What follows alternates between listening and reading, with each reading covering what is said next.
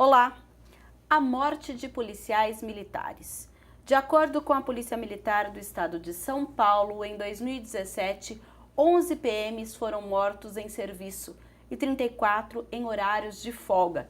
E neste ano, até o mês de julho, foram 6 mortos em serviço e 18 em horário de folga. Segundo o levantamento da Ordem dos Policiais do Brasil, de janeiro a agosto de 2017, 482 policiais militares foram mortos em serviço ou em decorrência da profissão. Em São Paulo, esse número de 2001 a 2017 ficou em 1.147 policiais. Os números são crescentes, tanto que em fevereiro do ano passado foi aprovada na Câmara Federal a criação de uma comissão externa para apurar a morte de policiais em serviço em todo o país. Este é o tema do Questão de Ordem de hoje, que trata da morte de policiais militares e conta com a participação do vereador Tenente Pública da Câmara de Campinas, também do vice-presidente do Conselho Comunitário de Segurança de Campinas, Marcos Alves Ferreira, e também com a pesquisadora e autora do livro Linha de Tiro, o desafio de ser policial, a escritora Roberta Baroni. Todos sejam bem-vindos. Eu vou primeiro dar as minhas boas-vindas a quem vem aqui pela primeira vez. Muito Roberta, obrigada. Seja bem-vinda. Muito obrigada. Daqui a pouco a gente vai destrinchar o seu livro no programa todo. Mas, primeiramente, eu gostaria que você falasse o que a levou a escrever esse livro. Eu comecei a minha pesquisa no Rio de Janeiro porque a gente deve, no caso específico do Rio de Janeiro, essa degradação policial ao governo do Brizola, quando ele impedia a polícia de subir os morros. E eu vim de um estado massacrado, derrubado, em estado de guerra. Mata-se mais do que se mata em países em guerra. E eu comecei a me interessar pelo tema e fui para a Faculdade de Direito para pesquisar a lei e comecei a verificar que se matavam-se policiais e isso acabava virando um número, é como se fossem bonecos. Não se tratava da morte de um pai, de um filho, de um marido, era como se fosse um número. Aparecia ali e dizia, um policial foi morto, PT saudações. Eu comecei a pesquisar e me interessar. Eu fui ao BOP primeiro para conhecer. O BOP é um batalhão de operações especiais e já havia sido feito um documentário, um filme, e eu não quis de maneira nenhuma sobrepor aquela realidade, mas eu fui acompanhar o treinamento de perto e verificar como funcionava. E vim para São Paulo há 15 anos atrás, que eu estou há 15 anos em São Paulo, e já vim com essa ideia de tentar buscar informações sobre como funciona a polícia. E aí eu comecei a interagir dentro dos batalhões, a pesquisar, me aprofundar. Foram 7 meses de pesquisa dentro da Secretaria de Segurança Pública, dentro de fundações, dentro da própria polícia. Discordo completamente dos números que são colocados. É muito maior o número de policiais mortos. Discordo da forma que eles tratam sobre estar em trânsito ou não estar em trânsito, porque o policial, se está com a funcional, o distintivo e a arma, ele é policial 24 horas. Então eu discordo completamente desse estar em trânsito, que não faz parte da lista de policiais mortos, e sim aqueles policiais que estão em ação. E isso começou a me gerar uma profunda mágoa. Essa classe é uma classe abandonada, sempre foi abandonada, né? O governo fez questão de abandonar essa classe, porque eles não estão ali por salário. É a última coisa que a gente poderia imaginar que o policial no Brasil, tratando-se de São Paulo, vamos falar de São Paulo especificamente, não é o salário que os move estar ali. Com certeza não é. E a partir disso que surgiu o livro. Aí comecei a pesquisar e descobri o que levava esses homens a serem policiais, o que os movia para essa profissão. Porque se não é dinheiro, como diria o capitão Conte Lopes, espírito. E eu precisei buscar o espírito da polícia para descobrir. Tá bom, daqui a pouco você conta mais pra Muito gente. obrigada. E agora a gente vai falar com o vice-presidente do Conselho Comunitário de Segurança, mais uma vez aqui com a gente no Questão de Ordem. Seja bem-vindo, Marcos. Queria que você falasse um pouquinho dessa questão da sociedade, você que representa os conselhos comunitários aqui de Campinas, quando se fala de parceria com a Polícia Militar, e os conselhos também são sensíveis a essa questão do perigo e dos desafios de ser policial e também dessa questão da mortandade? Sem dúvida. E eu quero começar a minha fala parabenizando a escritora. Muito obrigada. Pela essa ideia de colocar esse tema para toda a população. E fico muito contente porque em Campinas, Por exemplo, os conselhos comunitários de segurança pública aqui em Campinas têm um papel fundamental nessa discussão, não é? Tempos em tempos nós nos reunimos, todos os presidentes de consegues, para que a gente possa fazer uma pauta pequena, porque não adianta fazer pauta muito grande para governo que não é cumprido, né? Não. Então a gente tem que fazer bem pequena, né? E nessa pequena pauta que a gente coloca, e nós temos tudo isso documentado, né? Nós sempre pedimos uma condição melhor para esse policial que precisa, né? Até porque nos conselhos comunitários é interessante como a gente vem trabalhando isso, principalmente no programa Vizinhança Solidária, de uma aproximação maior da polícia com a população entendendo o papel da polícia, valorizando realmente esse policial que precisa ser valorizado, não é? Mostrando que a população depende de uma ação efetiva deles, isso é real. Mas a população entra dentro desse contexto também, que nós começamos esse trabalho há mais ou menos 7 anos atrás, está dando fruto agora, porque as coisas são lentas mesmo, né? Mas a população vai entendendo o que está escrito lá no artigo 144 da Constituição, de que ela tem que dar essa contribuição também. Então, quando a população, dentro desse contexto, ela entende e ela se coloca também à disposição para criar os mecanismos de prevenção, o trabalho desse policial é mais eficaz, é mais eficiente. E é isso que nós queremos. Porque uma vez que a gente vai até o governo do Estado, e nós temos números bem diferentes. A última vez que estive lá com o secretário estadual de Segurança Pública do Estado, eu pensei que eu ia para uma reunião de meia hora, junto com 3 colegas seus aqui da Comissão de Segurança, Tenente Santini. Foi 1h40 de reunião, não é? Mas quando a gente coloca essas discussões das condições do policial de uma maneira geral, nós não temos resposta. Porque sempre está fazendo concurso, mas não sabe quanto vem para Campinas, né? Nunca é dito isso aí, não é? E outras condições mais que a gente pede para o policial desenvolver melhor o seu trabalho, também nós não temos essa resposta, não é? Então, como a gente sabe que isso não é possível e a gente não tem resposta, então a população se juntou para dar auxiliar nesses mecanismos de prevenção e o policial responde com mais eficiência, com mais, né, com resultado melhor para a população. E o que está acontecendo com isso? Hoje, só da 2ª Companhia do 8º, Tenente Santini, nós temos hoje 25 núcleos de vizinhança solidária formados. Pedi para o capitão Costa fazer um levantamento dos últimos 3 anos. Nesses últimos 3 anos, aonde os núcleos foram instalados, nós tivemos uma redução da criminalidade de mais de 50%. É muito, não é? Então, os nossos gestores públicos têm que começar a pensar, né? Porque se derem uma condição melhor para esses policiais que nós temos hoje no nosso estado, que eles fazem o trabalho dele realmente com muita dedicação, olha o resultado que a gente teria. Não é? Então precisamos ter essa atenção maior. E a população é sensível a isso aí. Hoje nós temos uma polícia, dentro do que nós estamos fazendo, mais próxima da população. Policial sendo conhecido pelo nome, aonde ele desenvolve a sua atividade. Olha que beleza. Não é? Hoje nós temos dentro desses mecanismos também grupo de WhatsApp, aonde qualquer situação é colocada ali. Às vezes uma guarnição que está mais próxima, Tenente Santini, tem condição de agir, apesar que a gente pede para ligar o 90. Né? Estamos melhorando a questão do 90, mostrando que a gente, dentro dessa organização que a gente está fazendo, muito 90 não é necessário, porque não é da polícia. O atendimento é outro, mostrando quais são os outros canais que tem, que dá essa resposta. E levamos o pessoal para visitar o Copom, para ver o trabalho que é feito do Copom. Olha que coisa interessante. E aí a gente vai tirando também toda aquela sobrecarga da polícia, não é? Através do Copom também, para dar melhor resposta. Sim, agora quando a gente fala nisso, agora eu vou falar um pouquinho com o vereador Tenente Santini, obrigada. Vereador, o senhor que trabalhou há muitos anos, né, representa aqui, de certa forma, a Polícia Militar. Eu queria que o senhor falasse um pouquinho dessa questão. A gente falou aí da contribuição da sociedade, a Roberta falou do que a levou a fazer o livro. O senhor que viveu na pele essas questões, esses desafios de ser policial, esse risco, se discute a questão de a mortandade em serviço ou fora de serviço, que eu queria que o senhor falasse sobre isso também.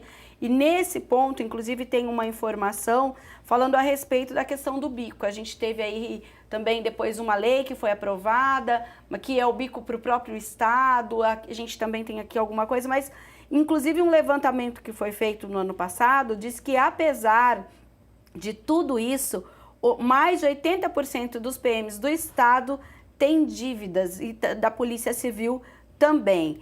Apesar de ter um acordo tácito entre policiais e governantes, se dito que não se tem um bom salário, por isso que acaba tendo isso. E com isso, esse policial, esse profissional, ele acaba sendo, de certa forma, alvo da violência e dessa criminalidade? Mina, primeiro agradeço a oportunidade de poder falar aqui mais uma vez. Agradeço à escritora, a Roberta, por ter do lado da sociedade alguém que está pesquisando, se preocupando com a qualidade e com a vida do policial, bem assim como o nosso amigo, o Ceará, conhecido como Ceará, que é realmente um defensor da sociedade civil, de toda a nossa tropa. E existe um levante acontecendo da população de bem a favor da polícia. Existiu um massacre pós-regime militar que foi enraizado nas universidades, nas escolas, contra o militarismo, como se o policial fosse o bicho-papão da sociedade e protegendo o bandido. Isso está mudando, graças a Deus vem mudando nos últimos 8 anos, 9 anos.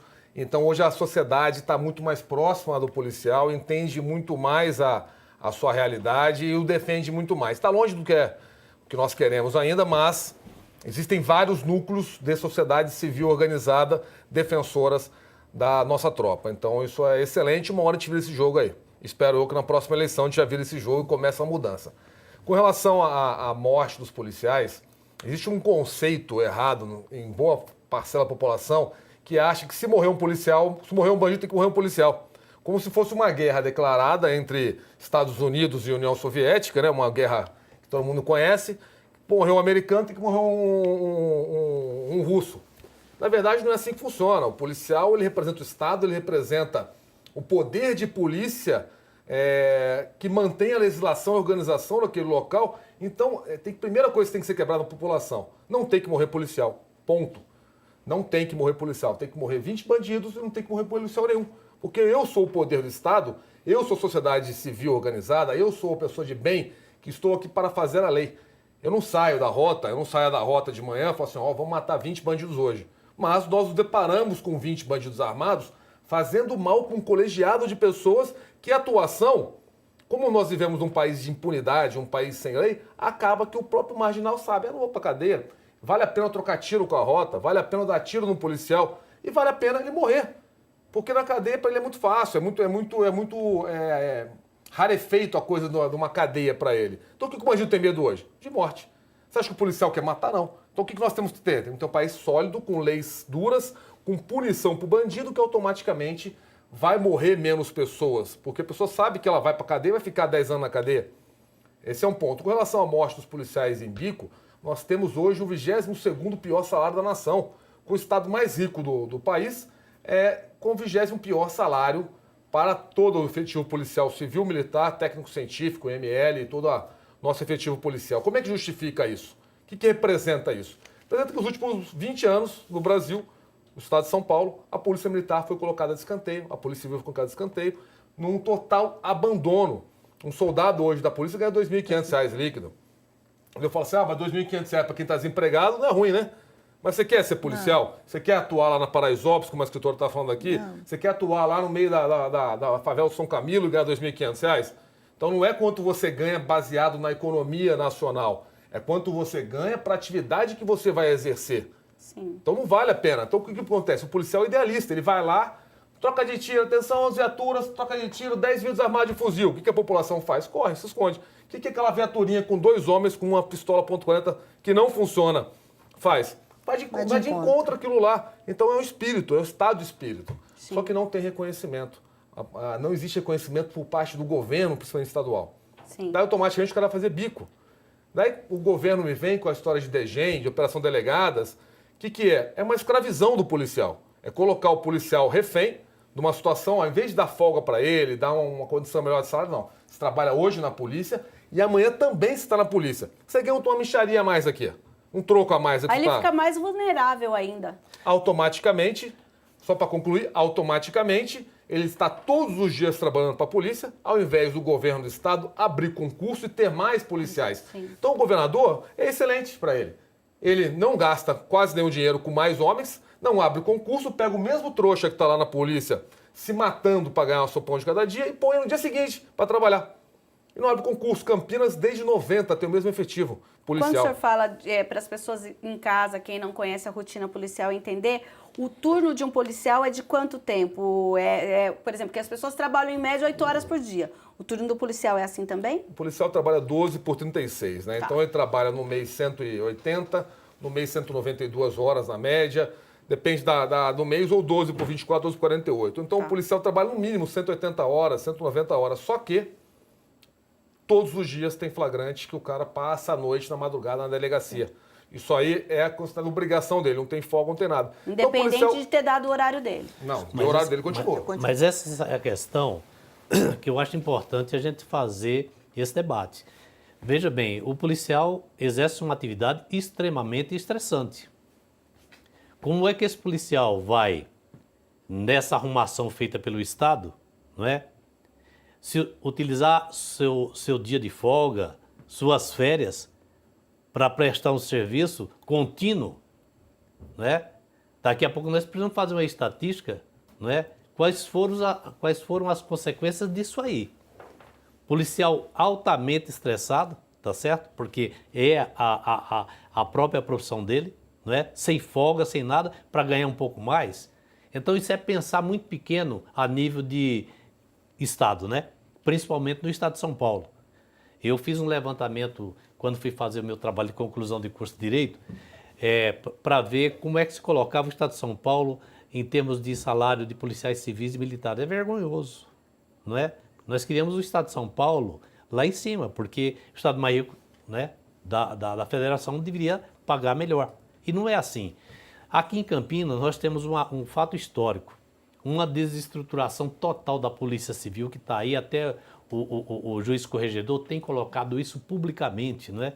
Nos jornais, isso é histórico, sem nenhuma solução. A gente sabe que não dá para fazer segurança pública sem investigação, sem inteligência, não é? E nada é feito. O aspecto do policial militar. Meses atrás, eu fui lá convidada pela doutora Cristiane Lau, junto com alguns outros promotores, para discutir segurança pública e violência policial. E chegou um determinado momento, se falou também do papel da Guarda Municipal, falei, olha, tudo bem, nós podemos discutir até o papel institucional da Guarda Municipal, mas nós temos que discutir também o efetivo da Polícia Militar, as condições para a polícia trabalhar. Nós temos que colocar dentro dessa discussão isso. E a gente tem que abrir um leque maior para a discussão com a sociedade. Para ouvir também a sociedade, o que ela pensa, o que ela acha, entendeu? Agora, é impressionante como o governo estadual, nesses últimos anos aqui no estado de São Paulo, é insensível a isso aí. Então não dá para você, de repente, quando a gente está num período pré-eleitoral aí, não é? De repente vir com uma série de mágicas para resolver a situação da segurança pública, quando nunca teve o interesse de discutir realmente da sua essência. Eu acho que nunca houve por parte do governo, nunca foi interessante tratar o policial como se fosse uma profissão respeitosa, digna, assim como ele é tratado em outros países, né? Em que o policial entra num Starbucks ou ele mora num condomínio e ele vai com o carro da polícia para casa. Aqui, casa de policial não tem varal. Isso que eu ia perguntar, ainda existe essa coisa de esconder o uniforme? Lógico, é porque o maior receio do policial é ser morto, mas não é ser morto porque ele efetivamente está numa troca de tiros ou no embate. Mas muitos deles moram, por exemplo, em comunidades. A sua grande, com esse salário, a sua grande seria realmente inacreditável a gente dizer que a soldado Juliane foi pega no Jardim Europa tomando uma sua cerveja. Aí todo mundo ia dizer, o que a soldado está fazendo no Jardim Europa? É óbvio que esses ambientes mais modestos abrigam os policiais que ganham um salário vergonhoso, que o governo sempre fez questão de abandonar a polícia. A polícia sempre foi abandonada. Muitas e muitas vezes eu digo isso. A polícia foi sempre tratada de uma forma como robô e não como um ser humano. Sim. Esses homens merecem muito mais do que eles têm. Não é só em salário, é em respeito. E lembrando o seguinte, 2 fatos importantes. Quanto à humanização da polícia, a Rota hoje tem um dia na semana, que é a sexta, todas as sextas-feiras, ela abre os portões para que a própria população conheça a rota por dentro. A rota é realmente um encanto. Aquilo é... O batalhão da rota é mais antigo que o estado de Minas Gerais. Então, você imagina ali aquela história toda preservada ali dentro. E a população pode conhecer e ter esse relacionamento. Crianças vão lá, comemoram o aniversário, tem a loja que vende os brindezinhos. E segundo ponto, para os marginais, para os criminosos, para os comandos, é um troféu matar policial. É uma estrelinha que eles ganham junto aos comandos. Mas aí eu pergunto, Roberta, nessa sua pesquisa, que você constatou essa situação difícil, essa situação que chega à beira do caos, existe algum caminho? Mas você vai me responder daqui a pouquinho, porque o Questão de Ordem vai para um breve intervalo e volta já já. Não saia daí.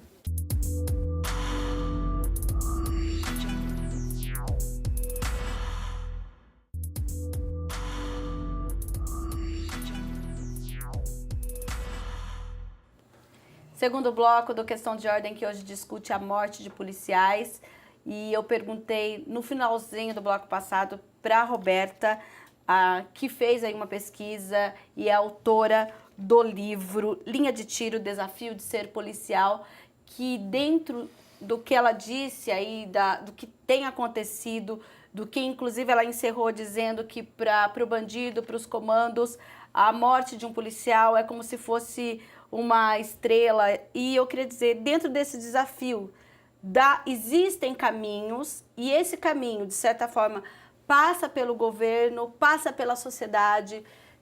Que tipo de mudanças a gente precisa para que esse estigma a respeito do policial, muitas vezes que passa por essa situação de receber pouco e trabalhar muito também, possa mudar? Primeiro eu acho que a gente precisa tratar decentemente a profissão de polícia, né? Primeiro quesito, eu acho que a gente nunca teve um governo protetor da polícia, né? E a gente tem uma população que ainda incorpora na mente a história associa a polícia ao período militar. É uma grande burrice, né? Vamos ao caso da USP. Houve lá, dentro da USP, uma solicitação dos alunos e o reitor: não queremos a polícia militar dentro da USP, porque causava um certo desconforto. O que a população deseja? Então, não vamos colocar a polícia militar dentro da USP. Podem fazer o que vocês quiserem aí. No primeiro momento que houve uma ocorrência com uma menina dentro da USP, ligaram 90. O que o povo quer? Ele quer sair de manhã com a blusinha, gritando paz, pedindo lá: olha, nós queremos que a polícia pare de matar, porque só mata o pobrezinho. E à noite, essa mesma pessoa que estava com a bandeirinha branca, com a camisetinha, vai lá na porta da biqueira comprar droga, alimentar o tráfico de drogas. Então, o que a população deseja? Policiais quer a polícia ou não quer a polícia? A polícia não foi feita para matar. A minha polícia não mata ninguém. A minha polícia atua, é a ponta de lança, ela defende. Se nós, você, tirando, obviamente, os nossos colegas aqui, que são do ramo, se nós hoje ouvirmos ou visualizarmos uma ocorrência, a nossa reação é ir fora, sair de perto dessa ocorrência. O policial, estando a serviço ou não, ele vai de encontro. É um pacto que ele fez, é um juramento que ele fez. E um juramento por um salário muito impróprio. O governo sempre desrespeitou a polícia em armamento, em treinamento. Em viatura. Mas existe alternativa? A gente precisa ter um governo atuante, a gente precisa mudar, a política. Isso parte, então, da questão da gestão, A gente precisa ter um presidente decente. Sabe qual é a alternativa, minha? Só para contar, mas assim, não existe um plano de governo para a segurança. Eu sou empresário, eu tenho plano de empresa para o ano que vem, para daqui a 2 anos, para aqueles 5. Eu me projeto com orçamento, com uma estratégia para onde eu quero chegar na minha empresa. A polícia do estado de São Paulo não tem plano nenhum. Por que o PCC cresceu tanto no estado? Porque eu já vivi fase na polícia que a nossa ordem era pegar todos os bandidos do PCC. No mesmo ano, que era inclusive sob o comando do governador Alckmin, eu tive que mandar todos os policiais que estavam em ocorrência de troca de tiro embora da rota, que era da minha equipe. O mesmo governador nos mandou atuar na linha de frente, de prender. Fizemos um grande trabalho juntamente com o coronel Telhado, era o coronel Camilo, comandante-geral, o secretário Ferreira Pinto. E no mesma gestão, nós tivemos que mandar todos os policiais embora. O que isso demonstra para mim? Não tem um planejamento. Não tem, fala assim, nós vamos combater a polícia. Então, como é que a polícia tem que estar aqui 5 anos? Qual que tem que ser o efetivo? Como é que nós vamos estruturar a parte de inteligência, juntamente com a Secretaria de Assuntos Penitenciários, que ela hoje é no tripé da inteligência, juntamente com a operacionalidade, para combater o PCC. E qual vai ser o reflexo? Como fizeram na Colômbia. O presidente Uribe montou um planejamento de 10 anos para combater as Farc. Mesmo assim, ainda hoje tem remanescentes, mas foram 10 anos, com uma legislação forte, com uma polícia atuante, com o respaldo daqueles policiais que atuavam no confronto diariamente. É isso que nós temos que ter. Não é difícil. Fala assim, daqui a 10 anos, quantos PCC nós temos no estado de São Paulo hoje? 20 mil, 30 mil? Quantas células tem no Brasil? Em todos os estados tem uma célula. Em quantos países o PCC está atuando? Como é que esse dinheiro chega? Como é que ele sai a droga daqui pelo porto? Qual que é a lucratividade? Como é que essas armas chegam, né? Como é que esse armamento chega? Então, qual que é o planejamento nosso? Nós vamos fechar as rodovias, nós vamos estruturar para ter um batalhão da rota em cada cidade, um BAEP em cada cidade. Vamos ter uma polícia civil com todo o sistema de inteligência conectado. As fronteiras monitoradas. Então, não é difícil. É só alguém querer. A falar assim, esse problema é meu problema. Eu vou resolver esse problema. Eu preciso ter uma tropa protegida, com uma defensoria pública defendendo os policiais. Exatamente. Com um salário minimamente digno para aquele policial poder, no seu horário de folga, estar descansando em casa. Não fazendo bico. O cara ganha 2,5 conto para trocar tiro, o cara se sente menosprezado pela sociedade. E acaba gerando um impacto ali, ó. A sociedade não gosta de mim e sempre quando há paga mal. Eu tenho percebido que sempre quando há uma atuação necessária, volto a repetir, a polícia não sai nas ruas para matar ninguém. Matar não é uma coisa natural. A pessoa não vai para casa, deita, o senhor... Exatamente. Existe uma história na visão de túnel, um momento... matar não é uma coisa natural. Para eles não é uma coisa natural. E exatamente nesse momento, eles acabam perdendo a operação delegada porque eles ficam afastados. Que tipo de apoio a polícia tem quando há casos de morte? Os familiares? Apoio nenhum. Apoio nenhum. Não tem apoio nenhum. Mirna, mas fica sem receber salário por 3 meses, fica pedindo, pelo amor de Deus, para que seja liberada sua previdência para a família. Não tem apoio funeral, não tem nada. Não tem plano, hoje nós não temos plano de saúde, a gente não tem plano de defesa jurídica, hoje nós recebemos hora extra, hoje você mal tem armamento e, quiçá, se tem viatura para trabalhar. Então não tem apoio nenhum, é um abandono geral da classe policial. Daí você quer que esse cara seja o melhor, você pensa que ele é o policial da Scotland Yard, só que ele ganha como policial lá de Moçambique, é tratado como um policial pior do que qualquer classe do Brasil, não tem salário, não tem... Então, como é que você quer esperar uma atitude positiva de um profissional que é maltratado diariamente? Essa é a questão. Agora, tudo isso que está sendo falado aqui, é importante a gente voltar um pouquinho no tempo e dizer o seguinte, toda essa discussão que nós estamos colocando a nível nacional foi feita em 2009, na primeira Conferência Nacional de Segurança Pública que eu participei representando Campinas. Então, tudo isso está colocado dentro da Conferência Nacional de Segurança Pública. Mas naquele momento nós já percebemos o seguinte, segurança pública nunca foi colocado como prioridade na agenda deste país aqui. Em nenhum momento. Tá certo? Então, quando nós tivemos em 2009 a primeira Conferência Nacional de Segurança Pública, naquele ano estava se realizando, se eu não me engano, a 34ª ou 35ª da saúde. Tá certo? Quando era a primeira. Nós fomos para aquela conferência, nós não tínhamos um Conselho Nacional de Segurança Pública formado. Tá certo? E de lá saíram princípios e diretrizes. Quando nós falamos aqui em questão salarial, nós falamos de uma polícia mais efetiva, nós discutimos as questões de fronteira, tudo isso foi tratado lá. Ciclo completo para a polícia ser mais eficiente. Nós discutimos tudo isso lá. O que resultou, em termos concretos, aquela conferência? Nada.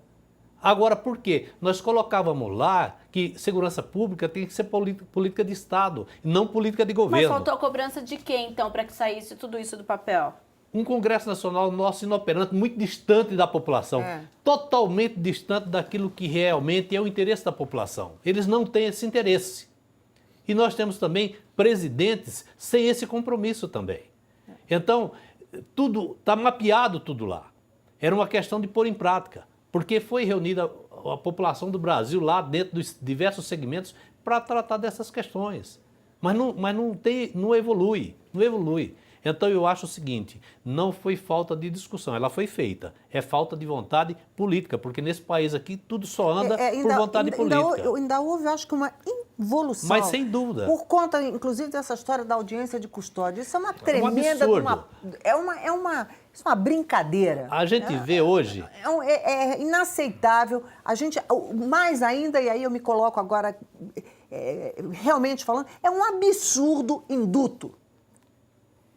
Dia dos Pais, Dia das Mães, isso é um absurdo. O sistema penitenciário não tem que matar aquele que cometeu um delito, mas ele tem que se sentir punido, porque senão fica muito fácil. Tenho televisão, tenho água gelada, eu saio no Dia dos Pais. Se eu estou respondendo indiretamente, estou presa, aprisionada, me abrem as portas e eu saio com as minhas malas, certamente eu não quero voltar. Então, a quem interessa induto? A quem interessa essa classe sair?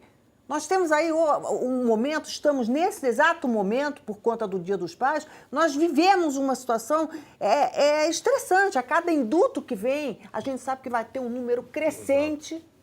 E a audiência de custódia hoje... E esse aumento de criminalidade durante os indultos, ele de certa forma atinge quando se fala em morte de policiais também ou não?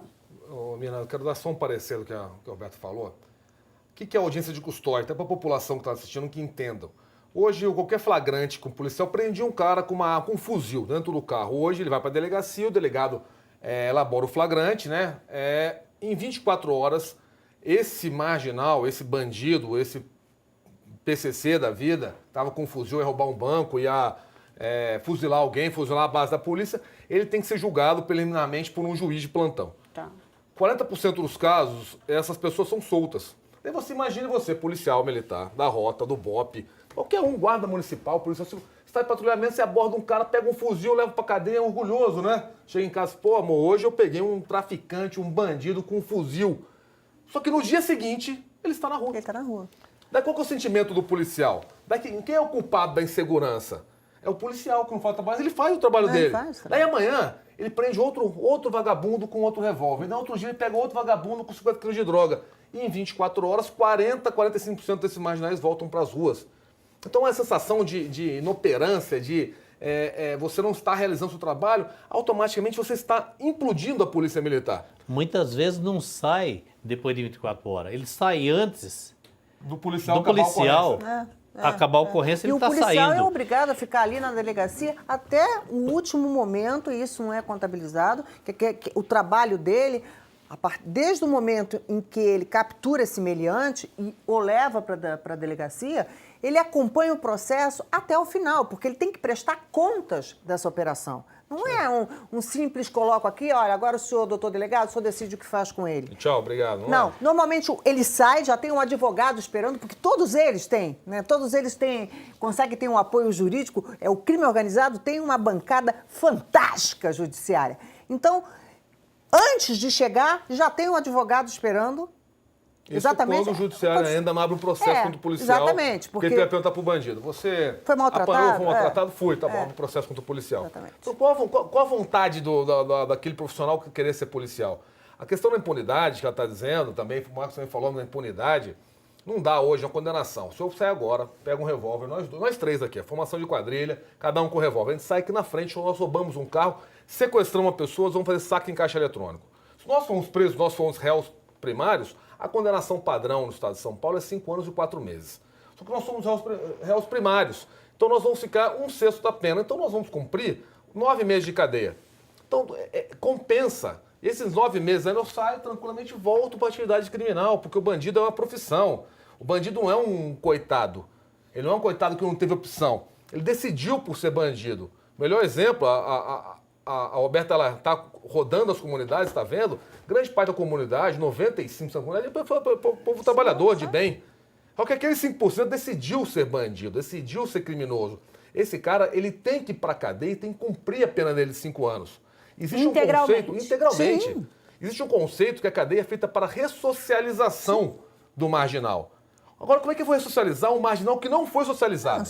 A população me entregou uma pessoa que é um bandido, que ele tem convicção de ser criminoso, ele gosta de ostentar ouro, prata, roubando você, ele te odeia e você quer que a cadeia socialize esse cara que não tem socialização. Então existe um buraco, um problema de educação, um problema de ausência do Estado dentro das comunidades e a cadeia é feita para encarcerar, é para botar o bandido na jaula. Aquela pessoa não sabe ver a sociedade, ele tem culpa ou não tem, não é problema da polícia, nem seu, nem meu, nem dele problema. A cadeia é feita para encarcerar o marginal e que ele fique lá 10, 50, prisão perpétua. Ah, tem poucas cadeias. Então tá bom, constrói-se mais cadeias. Mas não libera o preso na audiência de custódia, não existe o STF querendo legislar sobre a liberação da droga para diminuir a cadeia. Constrói cadeia. Tem bandido, tem que ter cadeia. É encarceramento a função, não é ressocialização. Mas aí a gente parte de mudança da lei, E lembrando o seguinte, eu tenho a honra de falar sempre que o capitão do Copom, ele fez questão de me dizer no dia que eu estive visitando o Copom, ele veio da periferia. Então, esse discurso que já está muito antigo, muito ultrapassado, de que eu não tive opção e fui captado pelo crime, pelo PCC, e aí eu tenho condições, então, de prover para minha mãe remédio, e essa apologia que se faz... Mas existe uma facilidade, não existe, Roberto? Existe. Por exemplo, você vai trabalhar, você vai ganhar um salário mínimo por mês. Claro. Um garoto de 19, 20 anos que é cooptado, por exemplo, pelo tráfico, 19, você vai ganhar em uma semana. 19, 20 ele já é gerente, com 11 anos ele anda com fuzil. Esse com 19 anos ele já está velho pro crime. Entendi. Agora você pergunta sobre a lei, não é? Eu assisti a uma sessão do Supremo Tribunal Federal no final do ano passado e o ministro Fux dizia o seguinte, essa é a percepção do Supremo Tribunal Federal. Ele diz o seguinte, nós temos hoje para persecução penal, nós temos dois problemas seríssimos. Primeiro, a investigação, não é?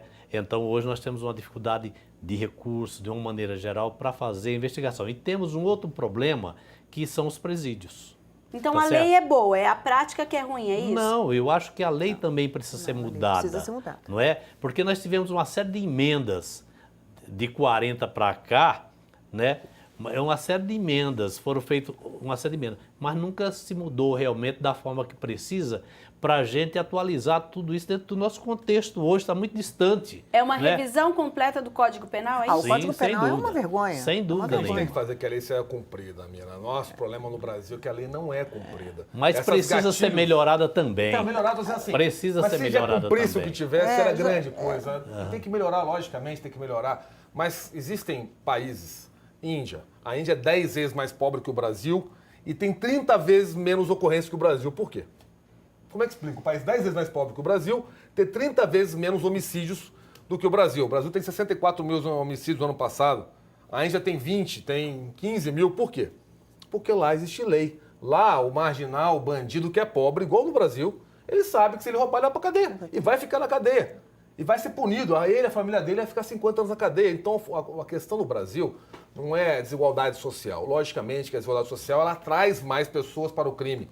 A questão é falta de punição, falta de autoridade para o delegado, autoridade para o policial poder agir e cumprir a lei. E aí ele se torna vítima. Aí ele se torna vítima. Não, claro, ele se torna um É uma ausência total de poder, de lei. Existem emissoras de televisão que fazem questão de colocar na chamada que o policial foi violento ou arbitrariamente teve uma ação violenta. É quase que é um clichê. Isso já é uma... Recentemente, no Rio de Janeiro, um motorista de uma carreta atropelou 13 pessoas e a primeira informação que apareceu na emissora é a polícia, de forma violenta, jogou o cidadão na caçamba do carro. Ora, a gente está sempre colocando a polícia como se a polícia fosse um retrato da maldade. Então, como diz o capitão Conte Lopes, ora, liguem para o Batman, liguem para o Robin, para a Mulher Maravilha, não liga para o 90. Porque a população, quando tem problema, ela liga para o 90. Primeiro ela clama por Deus, depois liga para o 90. Quando está tudo resolvido, ela esquece até de agradecer a Deus e ainda mete o pau na polícia. Você já conheceu alguém que ligou para algum outro telefone que não fosse o 90? Diz inteligência, parto, qualquer coisa, esses gêneros. Esses gêneros. E o livro? Agora vamos falar um pouquinho dele. Ele traz um pouco de tudo isso que você está conversando aqui com a gente e E esse livro parece, a Roberta comentou com a gente também, que ele tem um aspecto social aí também, que é a renda dele. Queria que você falasse um pouquinho sobre isso. A renda dele foi toda revertida para a PMDFESP, que é a associação que cuida dos policiais que, de alguma forma, estão impossibilitados de atuar, né? Eu fiz o livro porque foi realmente foi um pacto pessoal meu, uma missão, acho que foi uma missão mesmo de falar sobre a polícia, porque não tenho absolutamente nenhum parente policial e tenho verdadeira paixão incondicional pela polícia e fui muito bem recebida pela Polícia de São Paulo, todos os batalhões. Aqui existe, não é um livro de ficção, não tem absolutamente nenhuma história. São casos reais. São relatos. São relatos que são conhecidos, alguns não vieram à tona, outros vieram, e são relatos sofridos, inclusive 5 policiais que me deram entrevista durante a pesquisa morreram. Então, para mim também era difícil. Agora, eu nunca, aos enterros que eu tive a oportunidade ou observar ou ir, eu nunca vi ninguém dos direitos humanos. Eu nunca vi ninguém dar anistia no enterro de um policial. Eu nunca percebi ninguém. Eu nunca ouvi falar nisso. Nunca se toca. A tônica, eu não estou fazendo nenhuma comparação com o caso que os direitos humanos, ou que a anistia, ou que se pede a ONU ajuda. Mas quando o policial é morto, é a corporação que está ali no enterro ajudando. Eu nunca vi ninguém dos direitos humanos. E depois uma associação, por exemplo, como essa, no caso dos policiais, que por algum motivo não conseguem mais trabalhar. É isso? Não, a sua grande maioria são hoje paraplégicos, têm alguma deficiência, e a PMDFESP ajuda a família e esses policiais. Aliás, o Major Olímpio me falou uma vez sobre o caso do soldado Ian, que até hoje não se conseguiu liberar o seguro do soldado Ian, de Marília, e eu vou continuar perguntando por quê, onde está. Só lembra o pessoal aqui o que aconteceu com o soldado Ian. O soldado Ian, ele foi morto numa operação, ele foi abatido numa operação, ele era arrimo de família, embora não considerassem como arrimo de família, e ele tem uma mãe e uma irmã, e ele não recebeu o devido seguro. A família dele. Não recebeu. Seguro de vida, que é de direito dele. A mãe dele, enfim, se coloca, a mãe dele pode trabalhar, a irmã poderia trabalhar, não importa, ele tem direito ao seguro. Não... Nesse caso, até porque a gente está falando dessa questão do seguro, por exemplo, quando é considerado fora de serviço, que é aquele questionamento que você fez lá no início, Roberta, ele perde o seguro? A família perde o seguro, caso ele tenha sido morto fora de serviço? Tem casos e casos que são observados dentro do... A questão é, você é policial 24 horas. Eu sou Exatamente. vereador e sou policial. Eu ando armado 24 horas, o pessoal sabe do Tenente Santini. Se eu me deparar com uma ocorrência, eu vou atuar. Alguns especialistas, inclusive, falam dessa questão de andar armado fora da hora de serviço. Então seria viável ou não? Não, vamos voltar. Então vamos usar uma seguinte tônica que estava se tentando fazer no Rio de Janeiro. A partir de agora, o policial, quando sair do batalhão, ele deixa funcionar o distintivo e a arma. Tá. O policial, a gente tem que desmistificar essa história que o policial sai para matar. Isso não é um bang-bang. A polícia cumpre uma missão. Agora, o policial é policial em casa, é no bar, é no restaurante. Quando ele vê uma ocorrência que ele é cutucado, ele age como policial. Mas nós não podemos nem imaginar numa situação dessa de criar essa condição do policial deixar sua arma, hein? Nós vamos aumentar realmente o índice de criminalidade desses policiais. Então, pelo contrário... Quem é policial atua 24 horas. Tem então, que atuar. independente de sem estar dúvida em nenhuma, sem dúvida nenhuma, 24 isso foi uma horas. Ideia que é uma infelicidade, né? O Rio de Janeiro. É uma lástima, que foi colocada na Secretaria de Segurança do Rio, que o policial então deixasse, porque está se abatendo o policial à torta e à direito. Aliás, o crime organizado é muito bem aparelhado em relação ao armamento.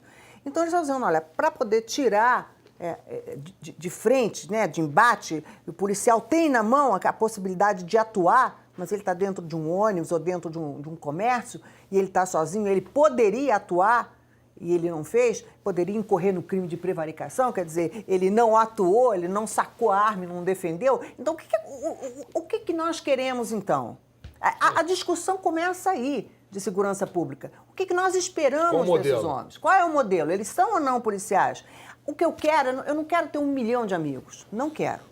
Eu quero ter 1 milhão de policiais vivos. Roberta, infelizmente nosso tempo está acabando. Só para finalizar, quem quiser saber do seu livro, comprar o livro, tem algum lugar, está em alguma editora? Passem essas informações. Ele está sendo vendido dentro do site, que é www.livrolinhadetiro.com.br, e na APMDefesp de São Paulo, em todas as APMDefesp, e no Museu de Estado da Polícia de São Paulo, ele também se encontra lá para ser adquirido. Tá certo. Muito obrigada pela Uma presença. honra, foi um prazer. Vereador Tenente Santini, 30 segundos para deixar a mensagem. Agradeço muito, Roberto, parabéns pelo livro. Imagina. Parabéns, Ceará, pela defesa da polícia, incondicional, eu acho que ambos. E só para deixar claro, quando fala-se de porte de arma, eu sou a favor de porte de arma para todo cidadão de bem que estiver em condições psicológicas, que passe num teste e que esteja apto para se defender, devido à omissão e ausência de vários governos que deixaram você, cidadão de bem, à mercê do crime organizado. Então, nada mais justo que você possa se defender, diferente de que intelectuais, jornalistas falam, ninguém vai sair distribuindo arma no Carrefour, não, gente. É para aquelas pessoas que quiserem, elas têm o direito, sim.